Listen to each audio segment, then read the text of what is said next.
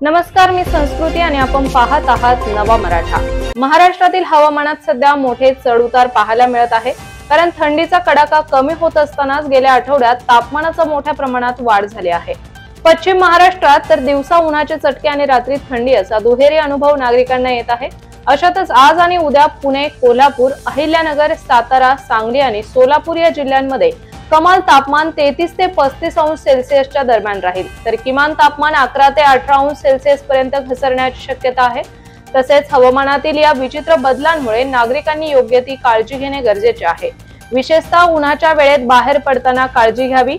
या भागात दिवसाचे तापमान वाढल्याने उन्हाचा कडाका जाणवत आहे, तर रात्री हवेत गारवा असल्याने थंडीचाही अनुभव येत आहे। हवामानातील या बदलांमुळे नागरिकांनी आरोग्याची काळजी घेणं आवश्यक आहे। दुपारी 12 ते 3 या वेळेत उन्हाचे प्रमाण अधिक असल्याने या वेळेत घराबाहेर पडणे टाळावे। बाहेर पडायचे असल्यास टोपी, छत्री, गॉगलचा वापर करावा। तसेच भरपूर पाणी पिऊन शरीरातील पाण्याची पातळी योग्य राखावी।